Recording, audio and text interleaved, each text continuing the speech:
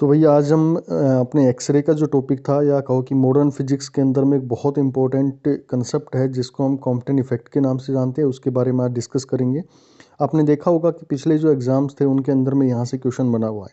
तो क्या इसका बेसिक कंसेप्ट रहता है, कैसे हमें क्वेश्चंस की अप्रोच करनी चाहिए, वो सारी चीज़ हम यहाँ पर देखने की कोशिश करेंगे। बाकी भाई जो मॉडर्न फिजिक्स है वो लगभग हमारा कंप्लीट हो जाएगा इन एक दो लेक्चर्स के बाद में।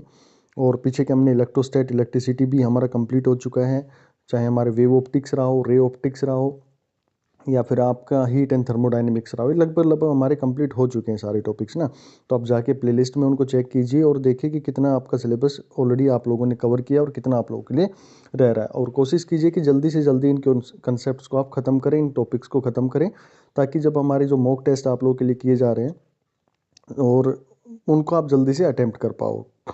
कंप्लीट मॉक टेस्ट भी आप लोग को मिलेंगे, टॉपिक वाइज कंसेप्ट भी आप लोग को वहाँ पर प्रोवाइड किए जा रहे हैं, तो आप देखेंगे उसके अंदर में। और उसके लिए नंबर मैं आप लोगों को बता देता हूँ, 9416878402। बाकी डिस्क्रिप्शन में भी आपको ये नंबर मिल जाएगा, आप जाकर देख सकते हैं और कैसे क्या प्रोसीजर है उसके बारे में जान सकते हैं जुड़ने के लिए। चलिए मैं बात करता हूँ आप लोगों के साथ आज कॉम्पटन इफेक्ट को लेकर। देखिए, जो बेसिक इसकी डेफिनेशन पर आप काम करना चाहेंगे कॉम्पटन इफेक्ट को लेकर, तो कॉम्पटन इफेक्ट जो एक्सरेज हैं उन्हीं से रिलेटेड हमारे पास में होता है। तो ये इफेक्ट आया क्यों हमारे पास में? देखो, जब हम बात करते हैं कि हमारे पास में जैसे दो हमारे पास में थ्योरीज आई थी।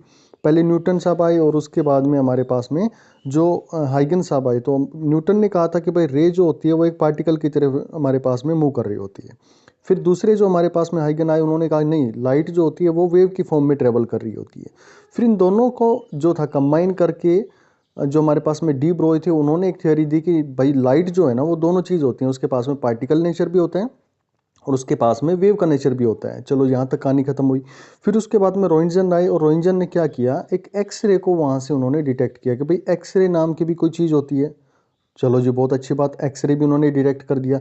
फिर उन्होंने कहा कि भाई एक्सरे जो है, उन्होंने एक एक्सपेरिमेंट किया जिसके अंदर में एक्सरे थी वो डिफ्रैक्शन शो कर रही थी। दूसरे साइंटिस्ट थे, उन्होंने उसके ऊपर में काम किया, एक्सरे के ऊपर में, और पाया कि एक्सरे जो होती हैं वो हमारे पास में डिफ्रैक्शन शो कर रही है।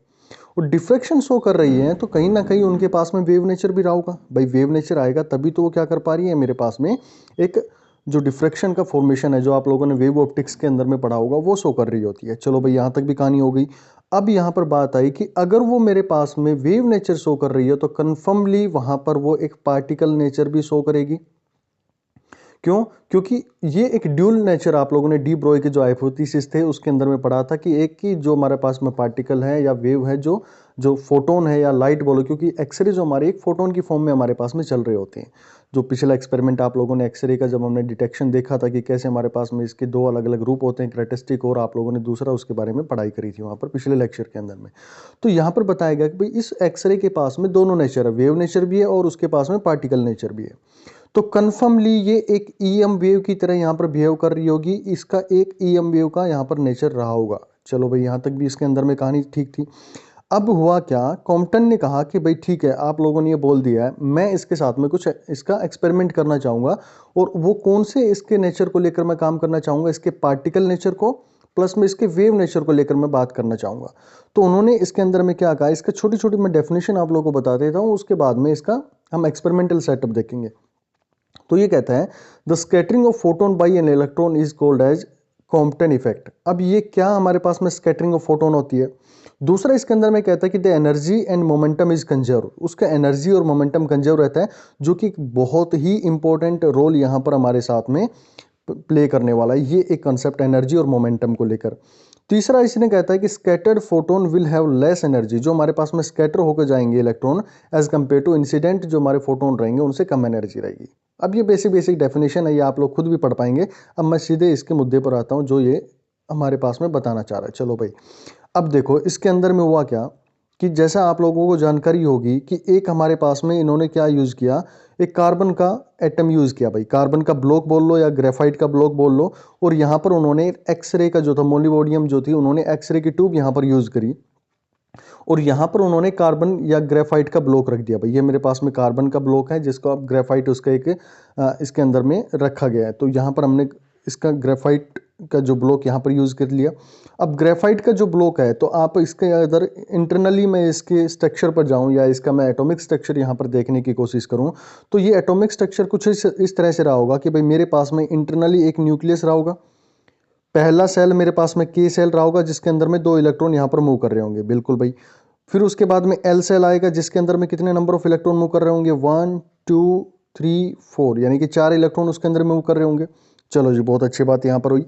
अब हुआ क्या, जैसे ही हम मॉलिबोडियम जो मैंने यहाँ पर एक्सरे की ट्यूब यूज़ करी है, तो एक्सरे की जो ट्यूब यहाँ पर यूज़ करने से यहाँ पर एक्सरेज निकलेंगे। ये एक्सरे मेरे पास में आई मान लो। अब मैं यहाँ पर कुछ छोटे सा एक ऐसा स्ट्रक्चर यूज़ कर लेता हूँ कि ये मेरे पास में आउटर मोस्ट सेल के इलेक्ट्रॉन को यहाँ पर मैं रिप्रेजेंट कर रहा हूँ। भाई ध्यान से देख लेना, इसको मैं यहाँ पर आउटर मोस्ट सेल है वो सारे के एल एम सेल वो सारे रिप्रेजेंटेशन है। एल सेल की बाहर के 4 जो हैं उसके अंदर में मैं एक को यहाँ पर यूज़ कर रहा हूँ। तो मान लो ये रे यहाँ से आई, इस पर्टिकुलर पॉइंट से ये मेरे पास में रिलीज होती है और ये इस इलेक्ट्रॉन पर जाकर टकराती है। अब टकरा रही है, यहां तक ये कौन सा नेचर था इसका, मेरे पास में फोटोन का नेचर था, यानी कि इस फोटोन की जो मेरे पास में वेवलेंथ है वो मेरे पास में लैम्बडा रहने वाली है। ओके, या फिर आप इसको बोल लो कि लैम्बडा इनिशियल बोल लो, लैम्बडा कुछ भी आपका नाम जो भी रखना चाहो, लैम्बडा इनिशियल बोल दिया कि भैया इसकी वेवलेंथ थी। वेवलेंथ तो आप लोग समझते हैं ना कि एक जो क्रस्ट और ट्रफ बनाने में जो ये डिस्टेंस है इसको हम वेवलेंथ के नाम से जानते हैं। चलो जी, ये हमने मान लिया कि लेट अस सपोज ये जब आ रहा था तो ये मैंने 1 मीटर मान लिया, एक अजम्पशन है, एग्जैक्ट डाटा मैं यहाँ पर कुछ नहीं ले रहा हूँ। चलो भाई, यानी कि ये यहाँ तक की डिस्टेंस 1 मीटर, यहाँ से यहाँ तक की डिस्टेंस 1 मीटर, यहाँ से यहाँ तक की डिस्टेंस 1 मीटर मेरे पास में आई। अब क्या हुआ, ये जैसे ही ये फोटोन इस इलेक्ट्रॉन से टकराता है, ध्यान से सुनना, यहां पर इस इलेक्ट्रॉन के साथ में टकरा रहा है, तो ये जो वेव आ रही थी इसके पास में एक एनर्जी थी, और उस एनर्जी को कैसे आप प्रोवाइड करते हैं, एनर्जी जो आप लोगों ने बहुत अच्छे से पढ़ी थी उसको हम देते हैं प्लैंक्स कांस्टेंट इनटू में इट्स फ्रीक्वेंसी। और हम जब इसको फ्रीक्वेंसी को रिप्रेजेंट करते हैं इसके वेवलेंथ की फॉर्म में, then we can write it as c by lambda भी आप इसको रिप्रेजेंट कर सकते हैं। ओके, तो यहां पर आप लोगों को समझ में आई कि मेरे पास में एच कांस्टेंट, सी कांस्टेंट और लैम्बडा उस पर्टिकुलर की वेवलेंथ है। तो यहाँ पर जो ये मेरे पास में वेव जा रही होगी, मान लो इसके पास में जब हम रिप्रेजेंट करते हैं तो इसके पास में 17,000 इलेक्ट्रॉन वोल्ट के आसपास में होता है। मैंने कहा कि जी ठीक है, ये 17 इलेक्ट्रॉन वोल्ट, मैं इस 1000 के ऊपर में नहीं जा रहा हूँ, मैं यहाँ पर 17 इलेक्ट्रॉन वोल्ट मैंने मान लिया इस पर्टिकुलर वेव के पास में एनर्जी रही है। क्यों रही है एनर्जी, क्योंकि हमें पता है कि अगर एक वेव है उसके पास में एक फ्रिक्वेंसी है तो हम इस फॉर्मूले से डायरेक्टली बता सकते हैं, या फिर उसके पास में वेवलेंथ है, तो वो एक रिलेशन हमने सेटअप किया था कि ये हमारे पास डी ब्रोई की जो हमारे पास में एनर्जी, या फिर आइंस्टीन ने पिन पे काम किया था, उन्होंने कहा था कि एनर्जी आपके पास में इतनी होती है। ठीक है भाई, 17 इलेक्ट्रॉन वोल्ट मैंने यहाँ पर मान लिए। अब जैसे ये इस पर्टिकुलर इलेक्ट्रॉन पर टकराएगा तो कन्फर्म है कि अपनी कुछ ना कुछ एनर्जी को यहाँ पर लूज कर देगा ये। अगर ये ओरिजिनली ऐसे था कि ये इसको सीधा जाना था भाई, ऐसे इस डायरेक्शन में सीधा जाना था, लेकिन हुआ क्या, इस फोटोन को सीधा निकलना था, तो जब ये अपनी कुछ एनर्जी को यहाँ पर लूज करेगा तो कुछ एनर्जी क्या करेगी, इस इलेक्ट्रॉन को यहाँ से अटैच करवा देगी, यानी कि यहाँ से इसको हटा देगी और ये इलेक्ट्रॉन इस डायरेक्शन में चला गया। कुछ एनर्जी, यानी कि आपने कहा कि एक फोर्स दिया उसको, और फोर्स देने से जो इसकी आउटर मोस्ट में ये इलेक्ट्रॉन था वो यहाँ से रिमूव होकर इस डायरेक्शन में चला गया भाई। और हम मान लेते हैं कि ये एंगल इसने बनाया यहाँ पर थीटा। ध्यान से समझ लेना कि जो उसकी ओरिजिनल डायरेक्शन है और जो इलेक्ट्रॉन की डायरेक्शन है, उन दोनों के बीच में जो एंगल बन रहा है मैंने उसको थीटा के नाम से रिप्रेजेंट किया है। ओके, ये थीटा मैंने यहाँ पर रिप्रेजेंट कर दिया। चलो भाई, अब कहानी थोड़ी आगे बढ़ाते हैं। अब ये तो बताओ भाई, आपने इलेक्ट्रॉन तो निकाल दिया, उस पर्टिकुलर फोटोन का क्या हुआ जिसके पास में पहले एनर्जी कितनी थी, 17 इलेक्ट्रॉन वोल्ट थी। मान लो उसने 7 इलेक्ट्रॉन वोल्ट इसको दे दिए, हालांकि इतना नहीं देगा वो, लेकिन कम मिलेगा, लेकिन हम एक अजम्पशन यहां पर लेके चलते हैं। 7 इलेक्ट्रॉन वोल्ट उसको दे दी, तो ये 7 इलेक्ट्रॉन वोल्ट लेकर यहां पर चला गया, यानी कि इसके पास में काइनेटिक एनर्जी आ गई है।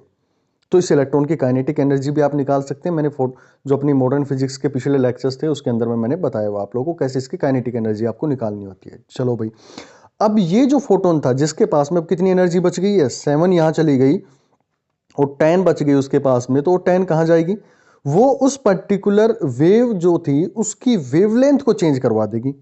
भाई उसकी एनर्जी कम हो गई है। एनर्जी कम होने का मतलब क्या है, एनर्जी कम होने का मतलब है कि पहले उसके पास में 17 इलेक्ट्रॉन वोल्ट था, अब उसके पास में 10 इलेक्ट्रॉन वोल्ट हो गया। तो यहां पर कंफर्म है मेरे पास कि ये जो फॉर्मूला आप लोगों को बताया गया है अभी, सी मेरे पास में है H डिवाइडेड बाई लैम्डा। तो ये डेटा जो है ये कम कैसे हो सकता है? जब उसकी वेवलेंथ बढ़ जाए। तो कंफर्म है कि मेरे पास में वेवलेंथ उसकी इंक्रीज हो गई है भाई। जो पहले मैंने कहा था ना कि ये मेरे पास में 1 मीटर की वेवलेंथ का जो वेव आ रहा था, अब उसकी जो वेवलेंथ है, क्योंकि वेवलेंथ बढ़ी है, क्यों, एनर्जी उसकी कम हो गई है। You all know the relation between energy and it's wavelength. Wavelength is whenever we increase the wavelength, the energy will decrease, and whenever we decrease the wavelength, sorry, whenever we increase the wavelength, it's decreasing the energy, and we will decrease the wavelength, then energy will increase. but in this case हमारे पास में हो क्या रहा है, wavelength, हमारी जो energy है वो हमारे पास में डिक्रीज हो गई है। तो कंफर्म है कि मेरे इसकी वेवलेंथ जो होगी वो इंक्रीज हो गई होगी। तो ये वेव कुछ ऐसे अब अपना पाथ बना लेगी, यानी कि पहले उसका वेव अगर 1 मीटर का आ रहा था, तो अब मान लो उसका वेव जो है वो 1.5 का आ गया, 1.5 मीटर आ गया या 1.25 मीटर आ गया, पहले से ज़्यादा हमारे पास में हो गया। अब कहानी ये आई कि भाई जब ये इलेक्ट्रॉन यहाँ पर आया, ये इलेक्ट्रॉन यहाँ से टकराया, सॉरी फोटोन यहाँ पर टकराया, तो ये इलेक्ट्रॉन तो इस डायरेक्शन में चला गया, ये इसकी ओरिजिनल डायरेक्शन रही थी। जो कुछ वेव यहाँ पर इसकी ओरिजिनल डायरेक्शन यहाँ पर चली जाएगी, जिसकी वेवलेंथ लैम्डा रहने वाली है। जो इसका इनिशियल लैम्डा इनिशियल आ रहा था, वही लैम्डा इनिशियल यहाँ पर भी रह जाएगा उसका। अब जो फोटोन यहाँ पर था, जिसकी वेवलेंथ यहाँ पर टकरा रही थी, वो यहाँ से डिटेक्ट होकर और यहाँ इस डायरेक्शन में थोड़ा सा डिफ्लेक्ट हो जाएगा। Point to be noted here कि यहाँ पर वो डिफ्लेक्ट होकर इस डायरेक्शन में चला जाता है। और ये अगर आपने एंगल थीटा मान रखा है किस किस के बीच में, जो उसकी ओरिजिनल वेव की डायरेक्शन थी और जो उसका इलेक्ट्रॉन यहां से डिटैच होकर इस डायरेक्शन में गया या डिफ्लेक्ट होकर गया, उनके बीच में थीटा था। और ये जो फोटोन, जो आपने कहा कि भाई जिसकी वेवलेंथ कुछ चेंज हो गई है, या कहो कि उसकी वेवलेंथ के अंदर में शिफ्ट हो गया, अगर वो पहले 1 रखता था तो अब 1.25 हो गया या 1.5 हो गया, जैसे भी आप लोगों को लगे आप इसको मान सकते हैं, जो भी, यानी कि उसकी वेवलेंथ इंक्रीज हो गई, कंफर्म ये है। तो ये जो इसकी वेवलेंथ के अंदर में शिफ्ट आया है, जो पहले उसकी अगर 1 थी तो इसके अंदर में 1.25 आया है, तो उन्होंने यही वेवलेंथ के बारे में बताया। और ये जो एंगल रहा होगा किसके बीच में, जो चेंज्ड वेवलेंथ है या चेंज्ड वेवलेंथ फोटोन है उसके बीच में, और जो उसकी ओरिजिनल डायरेक्शन थी उनके बीच में, इसको हम देते हैं नाम फाई के नाम से रिप्रेजेंट करेंगे। वेरी इंपॉर्टेंट, फाई के नाम से हम इसको रिप्रेजेंट करेंगे। तो आपके दिमाग के अंदर में ये इमेज सेटअप हो गई होगी कि मैं जो बात कर रहा हूँ यहाँ पर किस चीज़ को लेकर यहाँ पर हम बात कर रहे हैं। चलो भाई, अब देखो थोड़ी सी कहानी में आगे बढ़ाता हूँ। अब इन्होंने क्या कहा कि ठीक है भाई, आप लोगों ने इनिशियल वेवलेंथ मान ली और आप लोगों ने फाइनल वेवलेंथ मान ली। अब मेरे को ये बताओ कि इन दोनों की वेवलेंथ के अंदर में डिफरेंस कितना आया, यानी कि उसकी वेवलेंथ के अंदर में शिफ्ट कैसे आया। तो बोलो बहुत इजी है, आप इसको लैम्डा आई मान लो, और ये जो फाइनल जो इसकी वेवलेंथ चेंज हुई है इसको लैम्डा एफ मान लो। तो ये आप लोगों को देते हैं लैम्डा एफ, यानी कि फाइनल माइनस में लैम्डा आई, यानी कि पहला 1.1 था तो दूसरा 1.5 था, तो मैंने कहा कि 1.25 माइनस में 1 हो गया।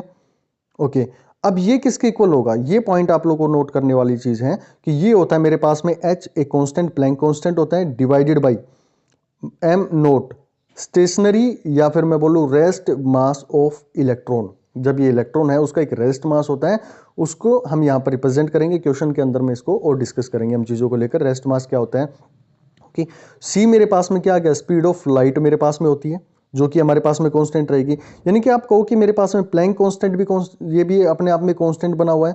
स्टेशनरी या फिर रेस्ट मास भी हमारे पास में इलेक्ट्रॉन का कांस्टेंट होगा। सी जो मेरे पास में होगा वो भी मेरे पास में कांस्टेंट होने वाला है, यानी कि स्पीड ऑफ लाइट रहने वाली है। और इसके साथ में मल्टीप्लीकेशन में क्या आ रहा है, अब ध्यान से रखना इस पॉइंट को, 1 माइनस कोस। अब भाई मेरे को बताओ कि मुझे फोटोन के लिए रिगार्डिंग वेवलेंथ पे बात करनी है या फिर मेरे को इलेक्ट्रॉन के रिलेटेड बात करनी है। तो यहां पर आपने कहा जी फोटोन को लेकर हम बात कर रहे हैं, उसकी वेवलेंथ को लेकर बात कर रहे हैं। तो भाई मेरे को ये बताओ उसमें एंगल कौन सा आ रहा है आप लोगों का, एंगल फाई आ रहा है ना, तो आप इसको एंगल फाई रिप्रेजेंट करेंगे। अब कैसा भी क्वेश्चन आप लोगों को दे दे, आप लोग यहां पर थीटा भी रखना चाहें तो थीटा भी रख सकते हैं। कैसे भाई, आपको क्या करना है, इस फाई को यहां पर थीटा मान लो, यहां पर फाई मान लो। यानी कि ध्यान रखने वाली चीज मैं यहां पर जो आपको बताना चाह रहा हूं कि ये जो भी एंगल यहां पर रखोगे, चाहे उसका नाम कुछ भी रख दो, ए रख दो, बी रख दो, पी रख दो, सी रख दो, जो भी रखना रखो, लेकिन वो एंगल हमेशा और हमेशा आपका जो ओरिजिनल वेव का पाथ था उसमें, और जो रिफ्लेक्ट होकर या फिर हम कहें कि इससे जब वेवलेंथ चेंज होकर हमारे पास में इलेक्ट्रॉन जा रहा है, वहां पर उसके बीच में एंगल होता है ये। ठीक है भाई, यहां तक कहानी समझ में आ गई। चलो जी, अब आगे बढ़ते हैं। ये मेरे पास में फॉर्मूला आप लोगों को समझ में आ गया होगा कि ये जो कहलाता है, इसको हम कॉम्पटन शिफ्ट के नाम से भी जानते हैं, या फिर उसके अंदर में कॉम्पटन इफेक्ट को नाम से भी आप लोग इसको जानते हैं। चलो भाई, अब ये जो कहानी है इसके अंदर में 3 केसेस मेरे पास में बन सकते हैं। अब देखो पहला केस मैं बात करूं कि मेरे पास में ये रे गई और इसके बीच में ये एज इट इज ऐसे कैसे निकल गई, यानी कि उनके बीच में क्या रहा होगा, जो रिफ्लेक्टेड रे गई है, मतलब उसके बाद में डेविएट होने के बाद में वो भी इसी डायरेक्शन में, और जो इसका ओरिजिनल पाथ था वो भी सेम डायरेक्शन में हो गया। तो आप कहेंगे कि भाई फोटोन जो रिफ्लेक्टेड था मतलब उससे डेविएट होके गया, और जो उसका ओरिजिनल पाथ था उनके बीच में फाई मेरे पास में क्या रह गया, जीरो रह गया। अब यहाँ पर आप जीरो पुट करेंगे, then you will get 1 - 1 cos zero, हमारे पास में 1 होता है।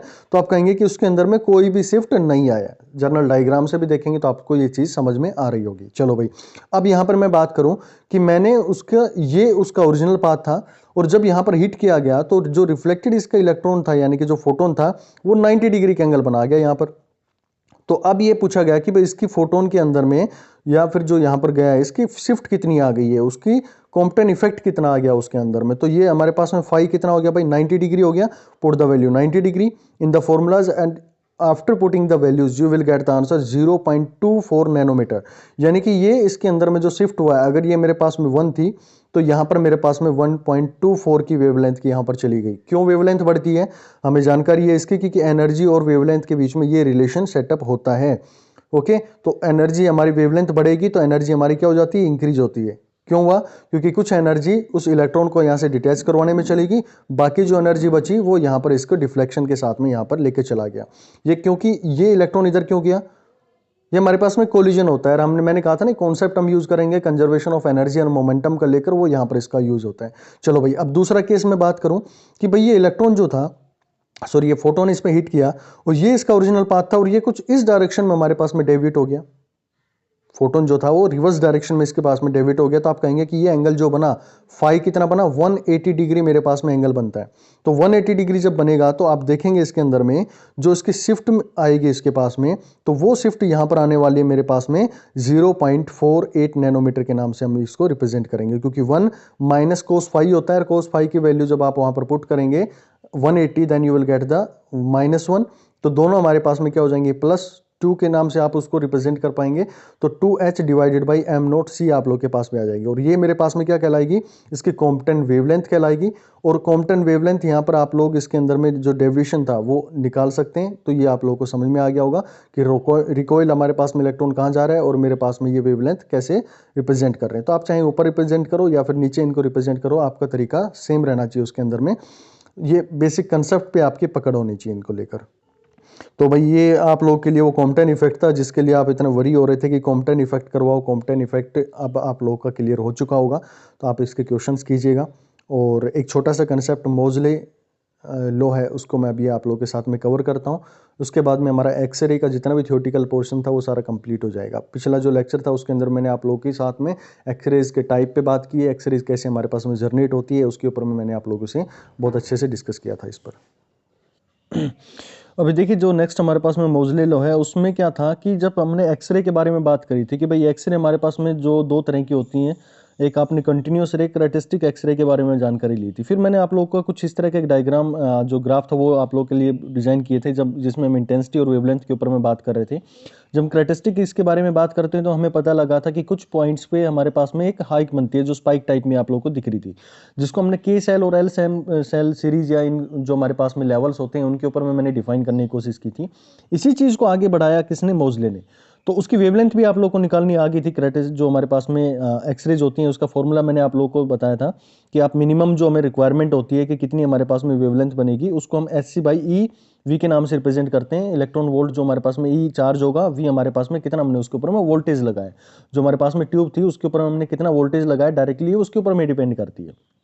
चलो भाई, तो मिनिमम वोल्टेज वहाँ से आप लोगों ने मिनिमम फ्रिक्वेंसी लैम्बडा जो कि हमें रिक्वायर्ड होगा उससे पीछे हमारे पास में नहीं जा पाएगा। जैसे आप लोगों ने देखा था कि इसके हमारे पास मिनिमम जो क्वेश्चंस आप लोगों के पास में एग्जाम में देखने को मिलते हैं वो यही मिलते हैं कि मिनिमम मेरे पास में वेवलेंथ क्या बनेगी। तो उसका फॉर्मूला डायरेक्ट आप ये यूज़ कर सकते हैं 12375 के नाम से भी, एंगस्ट्रॉम या 1.24 डिवाइड बाई V के नाम से भी आप लोगों ने अच्छे से पिछले लेक्चर के अंदर में इसको देखा था। अब मोजले ने क्या किया, उन्होंने कहा कि भाई ठीक है आप लोग इसके एक्सरे का जो स्पेक्ट्रम है मैं उसको स्टडी करता हूँ, और स्टडी किया उन्होंने हैवी एलिमेंट्स को लेकर। तो फाइनली उन्होंने एक डिसीजन निकाला कि भाई जो हमारे पास में अलग अलग एटम्स होते हैं उनके लगभग लगभग हमारे पास में सेम स्पेक्ट्रा बनते हैं। जैसे जैसे उन्होंने बड़े जो लिए, इन्होंने जो हैवी एलिमेंट्स लिए, तो उनका स्पेक्ट्रम उन्होंने स्टडी किया तो पाया कि उनका लगभग लगभग सेम रहता है, जो भी हमारे पास में एटॉमिक नंबर जो है उनके साथ में इंक्रीज करते हैं। तो लेकिन एक चीज उन्होंने ये जरूर पाई कि उनकी जो स्पेक्ट्रल लाइंस होती हैं, यानी कि जो उनके स्पेक्ट्रम बनेंगे, जो हमने हाइड्रोजन के स्पेक्ट्रा के बारे में बात करी थी, हीलियम के स्पेक्ट्रा के बारे में बात करी थी, यानी कि उसकी जो फ्रिक्वेंसीज को लेकर, स्पेक्ट्रम मतलब उसकी फ्रिक्वेंसीज कैसे हम रिप्रेजेंट कर सकते हैं एक स्पेक्ट्रम, जो स्पेक्ट्रल ग्राफ होता है उसके ऊपर में। तो उन्होंने कहा कि जो भी हमारे पास में स्पेक्ट्रल लाइंस होती हैं वो सारी क्या होती हैं, हायर फ्रिक्वेंसीज की तरफ में मर्ज होना शुरू हो जाती हैं। तो सारी क्या हो जाएंगी, शिफ्ट होना शुरू हो जाती हैं हायर के ऊपर में। जब हम उनके ऊपर में एक्सरेज के जो उसके जो उसका ग्राफ पढ़ने की कोशिश करते हैं, उनके स्पेक्ट्रल की बात करते हैं, तो हायर फ्रिक्वेंसीज की तरफ में वो शिफ्ट हो जाती है। तो अब उन्होंने यही कहा कि भाई ये मेरे पास में जो फ्रिक्वेंसी होगा, एक रिलेशन उन्होंने सेटअप किया कि ये मेरे पास में फ्रिक्वेंसी का रूट, जो फ्रिक्वेंसीज उन्होंने दी, फ्रिक्वेंसी का root delta will be equal to a z minus b. ये एक फॉर्मूला आप लोग को याद रखना है। कैसे आया, क्या डेरिवेशन है, इस चीज के ऊपर में आपको ज्यादा दिमाग लगाने की जरूरत है नहीं है। ये ग्राफ उन्होंने डिजाइन किया था, root f frequency f v जो यहाँ पर फ्रीक्वेंसी के रूप में यूज किया गया, म्यू जिसको बोलते हैं, नॉर्मल हम इसको कंफ्यूजन ना हो तो मैं इसको एफ आप लोगों के साथ में रिप्रेजेंट कर देता हूँ। तो रूट एफ आप यहाँ पर रिप्रेजेंट करेंगे, रूट एफ, और ये ग्राफ बना हायर फ्रीक्वेंसीज यानी कि जो हायर एटॉमिक नंबर है उनके ऊपर में। जैसे जैसे नंबर इंक्रीज होंगे तो ग्राफ कुछ इस तरह का मेरे पास में एक इसके अंदर में स्लोप आता चला जाता है। तो ग्राफ आप लोग इसको ध्यान रख सकते हैं, ये जो शिफ्ट हुआ है इसको हम रिप्रेजेंट करते हैं इस फॉर्मूले से, जिसके अंदर में ए जो मेरे पास में होता है, ए और बी मेरे पास में कांस्टेंट होते हैं, और जो जेड होता है वो उस पर्टिकुलर हमारे पास में एलिमेंट है उसका एटॉमिक नंबर यहाँ पर आप उसको रिप्रेजेंट करते हैं। तो एटॉमिक नंबर ऑफ टारगेट, जो भी मैंने यहाँ पर मटेरियल यूज किया गया है उसका टारगेट, यहाँ से जो लाइट हमारे पास में इलेक्ट्रॉन्स की बीम जाकर इसको टकराएगी और जो यहाँ से एक्सरेज निकलेंगी, जो पिछले एक्सपेरिमेंट में हमने देखा था पिछले लेक्चर के अंदर में, तो ये जो एक्सरेज यहाँ से निकल कर जाएंगी तो उन्हीं के बारे में डिस्कस किया कि यहाँ पर जो इनकी फ्रीक्वेंसी रहने वाली है वो डायरेक्टली डिपेंड करेगी इस टारगेट का एटॉमिक नंबर कितना है। ए हमारे पास में एक प्रोपोर्शनली कांस्टेंट होगा, बी हमारे पास में स्क्रीनिंग कांस्टेंट होगा, या फिर इसको सिल्डिंग कांस्टेंट के नाम से भी आप जानते हैं, जो कि अलग अलग सेल के लिए अलग अलग होगा। आपके एग्जाम में जब क्वेश्चन आएगा तो वैल्यूज आप लोगों को गिवन होंगे, फिर भी आप थोड़ा बहुत याद रख सकते हैं। के सीरीज के लिए बी की वैल्यू 1 होती है, एल सीरीज यानी कि ये मेरे पास में के एल एम इस तरह से हमने डिजाइन कर रखे ना, तो एल के लिए 7.4 होती है, एम के लिए 19.2 होती है। और ये पूरी जो थ्योरी थी इसकी, इसको जो सपोर्ट किया था, बोर ने इसको सपोर्ट किया था इनकी थ्योरी को। तो ये छोटी छोटी चीज़ें थी जो आपके एक्सरे के टॉपिक के अंदर में रह रही थी। और अब आपका जो इसका थ्योरेटिकल पोर्शन है आपके एक्सरेज को लेकर, आप इसके यूज़ वगैरह तो नॉर्मल आप पढ़ सकते हैं जब आपको ये पीडीएफ फाइल मिलेंगी। पीडीएफ फाइल का आपको पता है कहाँ पर मिलनी है, वो आप लोग नंबर फिर से नोट कर सकते हैं, 9416878402। बाकी डिस्क्रिप्शन में आप लोगों को चीज़ें मिल जाएंगी। नेक्स्ट लेक्चर आएगा उसके अंदर मैं आप लोगों के साथ में इनके न्यूमेरिकल्स पे काम करना चाहूँगा। एक्सरे के जो भी इंपॉर्टेंट न्यूमेरिकल्स बनते हैं, चाहे कॉम्पटन इफेक्ट पर लेकर रहे हो, चाहे हमारे पास में मिनिमम वेवलेंथ को लेकर रहे हो, या फिर हमारे पास में मोजले इक्वेशंस, मोजले लॉ को लेकर रहे हो। तो चलिए मिलते हैं फिर नेक्स्ट लेक्चर के अंदर में। बाकी जो भी डिटेल है भाई आप लोग डिस्क्रिप्शन में जाकर देख सकते हैं। और ये जरूर बताया करो कि यार आप लोग को जो हमारे पास में न्यूमेरिकल्स हैं उनमें कहीं कोई प्रॉब्लम तो नहीं आ रही है इन चीज़ों को करने के अंदर। जैसे अभी एक्सरे की आपको सीट मिलेगी तो उसको क्वेश्चन करना है, फिर भी कोई प्रॉब्लम आती है तो आप जरूर इसको अपने कमेंट्स के साथ में यहाँ पर उसको रिमार्क जरूर किया करो चीज़ों को लेकर ना, ताकि कोई ना कोई आपस में डिस्कस करे। कोई नया बंदा जुड़ रहा है तो वो उसको, अगर उसको वो कंसेप्ट क्लियर हो तो ताकि आप लोग का आंसर वहाँ पर ईजिली मिल जाए। बाकी हमारा डिस्कशन ग्रुप भी है, जो प्रीमियम डिस्कशन ग्रुप है, उसके अंदर में बहुत सारी डिटेल्स वहाँ पर आप लोगों को मिलेंगी, बहुत सारे न्यूमेरिकल्स, बहुत सारे क्वेश्चंस वहाँ पर डिस्कस होते हैं डेली। हज़ारों लोग उसके अंदर में जुड़े हुए हैं, तो आप भी जुड़ें। जितना जल्दी जुड़ेंगे आप लोग के एग्जाम क्रैक करने की प्रोबेबिलिटी उतनी ज़्यादा होगी, क्योंकि ज़्यादा आपका सोचने का दायरा वहाँ पर खुलने वाला है। चलिए मिलते हैं फिर, थैंक यू सो मच।